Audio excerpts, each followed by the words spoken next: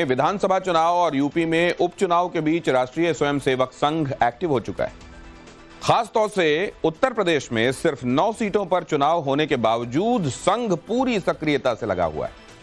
सूत्रों के मुताबिक लखनऊ में एक बैठक हुई जिसमें चुनाव की तैयारियों का फीडबैक लिया गया और बताया गया कि कैसे पीएम मोदी और सीएम योगी के नारे को आगे बढ़ाना है।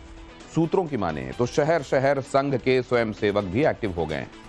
तो सवाल यह है कि क्या 2027 के चुनाव को लेकर यूपी में शुरुआत हो गई है? देखिए बिग एंड बोल्ड की पहली एक्सक्लूसिव रिपोर्ट और समझिए कि उत्तर प्रदेश के उपचुनाव में संघ की सक्रियता के मायने क्या हैं। हम बटे थे और बटे थे इसलिए कटे थे, और इसलिए हमें याद रखना है, हम एक हैं तो सेफ है, हम एक हैं, हम एक हैं तो। कुंडलधारी मुख्यमंत्री की सनातनी थ्योरी को विस्तार देते हुए हिंदुस्तान के प्रधान जब छत्रपति शिवाजी महाराज की सरजमी पर खड़े होकर उसे आकार दे रहे थे, भगवा पार्टी के मौजूदा पुरोधा के इन शब्दों को जब पहली बार समर्थक बुलंद आवाज में दोहरा रहे थे, तब उससे चंद घंटे पहले मुंबई से करीब 1400 किलोमीटर दूर लखनऊ में भारतीय जनता पार्टी के इन राष्ट्रीय नारों के आसरे आगे की राजनीति बढ़ाने की रणनीति तैयार हो रही थी। बैठक में राष्ट्रवाद और हिंदुत्व की परिधि में मतदाताओं को समेटकर आगे बढ़ने पर मुहर लगाई जा रही थी। उत्तर प्रदेश में 9 सीटों पर हो रहे उपचुनाव के बीच संघ एक्टिव हो चुका है। सूत्रों के मुताबिक 14 नवंबर को दोपहर में लखनऊ में हाई प्रोफाइल बैठक हुई। इस बैठक में राष्ट्रीय स्वयंसेवक संघ संगठन और यूपी सरकार के प्रतिनिधि शामिल थे। यूं तो बैठक का मुख्य एजेंडा सरकार और संगठन के बीच कोऑर्डिनेशन को बढ़ाना था, मगर बताया जा रहा है कि इसमें हिंदुत्व के नाम पर छिटके हुए वोटर को इकट्ठा करने पर विस्तार से चर्चा हुई है।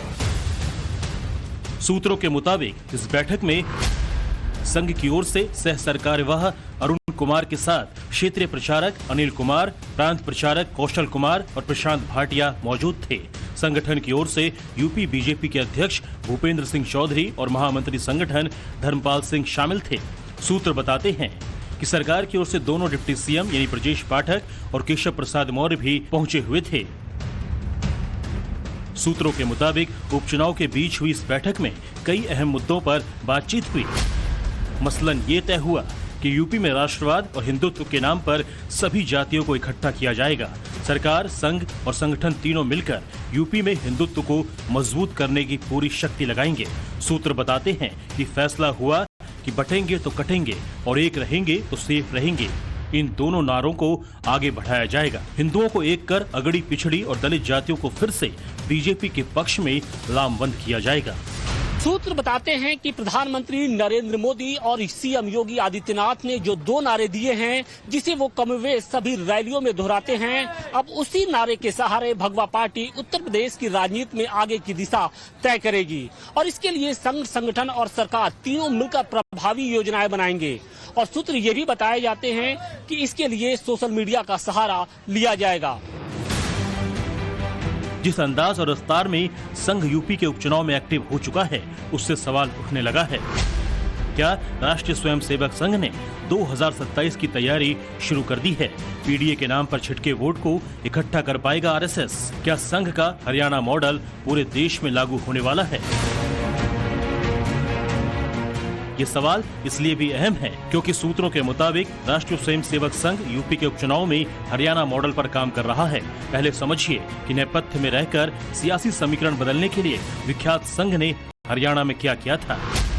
रिपोर्ट्स की माने तो संघ की कार्यकर्ताओं की पूरी टोली ने हरियाणा में 1.25 लाख से भी ज्यादा छोटी छोटी बैठकें की। इन टोलियों के जरिए ही हरियाणा के गैर जाट मतदाताओं को ये समझाने की कोशिश की गई कैसे भूपेंद्र हुड्डा के नेतृत्व वाली सरकार की नीतियां जाट समुदाय केंद्रित होती है।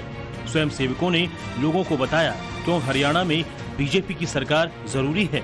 संघ ने अलग अलग मुद्दों को उजागर कर हरियाणा में जनमत का आकार देने में भी अहम भूमिका निभाई। बताया जा रहा है कि इस पर काम भी शुरू हो चुका है। रिपोर्ट की माने तो संघ कार्यकर्ताओं की टोलियां सभी जातियों से संपर्क कर जातियों में बटे हिंदू समाज को राष्ट्रहित का पाठ पढ़ा रहे हैं। साथ ही वो समाज के हर वर्ग और जाति के बीच सीएम योगी आदित्यनाथ के बटेंगे तो कटेंगे के नारे का मतलब भी समझा रहे हैं। हर एक टोली 5 से 10 लोगों के छोटे छोटे ग्रुप के साथ बैठकें कर रहे हैं। जाहिर है कि वोट जुटाओ मॉडल के आसरे संघ बीजेपी के लिए जीत की नई दीवार खड़ी करना चाहता है।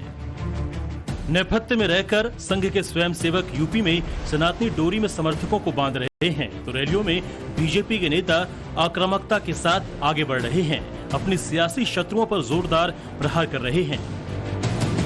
बेटी और व्यापारी की सुरक्षा में सेंध लगाने वाले लोग हैं, इनको अब आगे बढ़ने का अवसर कतई नहीं देना है, नहीं तो ये लोग फिर इनकी विरासत क्या थी, इनकी विरासत अगर देखना हो तो खान मुबारक ही समाजवादी पार्टी की वास्तविक विरासत है। अतीक अहमद और मुख्तार अंसारी इनकी वास्तविक विरासत है। ये भारत के देवी देवताओं को, भारत के महापुरुषों को सम्मान नहीं देते। योगी आदित्यनाथ सिर्फ अपने विरोधियों की विरासत की व्याख्या नहीं कर रहे हैं, बल्कि उत्तर प्रदेश से झारखंड और महाराष्ट्र तक घूमते हुए वो ब्रह्मास्त्र भी दाग रहे हैं, जिसे संघ ने सिद्ध कर दिया है। पेशवा बाजीराव को एक भारत एक राष्ट्र की संकल्पना के लिए संघर्ष क्यों करना पड़ा था? सामाजिक समता के लिए महात्मा फुले को क्यों आंदोलन करना पड़ा था? बहनों और भाइयों, एक विधान सब समान, इसका आह्वान करने वाले बाबा साहब डॉक्टर भीमराव अंबेडकर को क्यों संघर्ष करना पड़ा था? कारण था हम बटे थे और बटे थे इसीलिए कटे थे। सियासी जमीन पर हिंदुत्व से खींची इस लकीर पर जब बीजेपी के बड़े नेता राष्ट्रीय स्तर पर आगे बढ़ रहे हैं, लखनऊ में बैठकर जब संघ के इस पर मुहर लगाने की खबर है, तो मोदी योगी के सियासी विरोधी कुछ यूं सवाल उठा रहे हैं। बीजेपी आरएसएस को समझ लेनी पड़ेगी कि सिर्फ नारा दे देने से कुछ नहीं होने वाला, आपको इम्प्लीमेंटेशन कराना होगा कि आप करना क्या चाहते हो। कसम खाओ हाथ में गीता लेके कि आरएसएस और बीजेपी अब कभी जीवन में, जब तक सूरज चांद रहेगा तब तक आरक्षण का विरोध नहीं करेंगे। सियासी विरोधियों के सवाल से आगे का सवाल ये है कि अगर संघ यूपी में हरियाणा मॉडल लागू कर रहा है तो इसका मतलब क्या है, तो समझिए जरा। असल में अखिलेश यादव के पीडीएफ फॉर्मूले से जिस तरह हिंदू जातियां पूरी तरह बिखर गई थी, उससे संघ चिंतित है।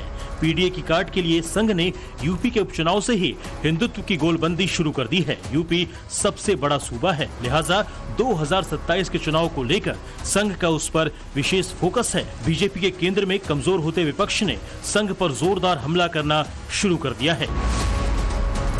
राहुल गांधी अपनी हर रैली, हर चुनाव में बीजेपी के साथ साथ संघ पर चोट कर रहे हैं। संविधान में कहीं नहीं लिखा कि हिंदुस्तान के एक नागरिक को दूसरे नागरिक से लड़ाई करनी चाहिए, एक नागरिक को दूसरे नागरिक की हिंसा करनी चाहिए। कहीं नहीं लिखा कि धर्मों को लड़ाना चाहिए, जातों को लड़ाना चाहिए, प्रदेशों को, भाषाओं को लड़ाना चाहिए।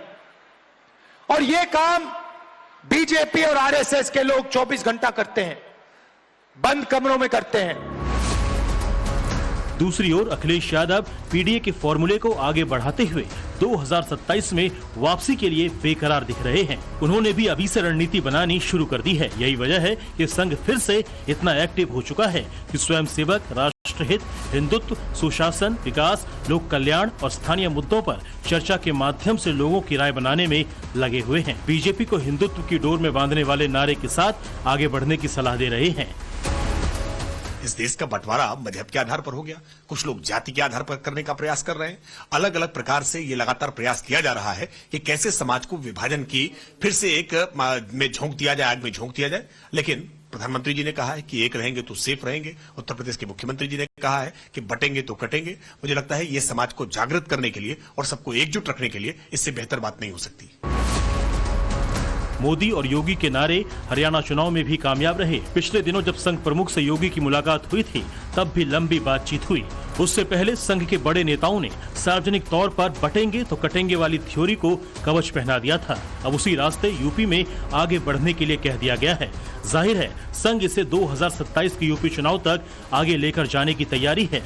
इसीलिए कहा जा रहा है कि परोक्ष रूप से यूपी में 2027 का शंखनाद हो चुका है।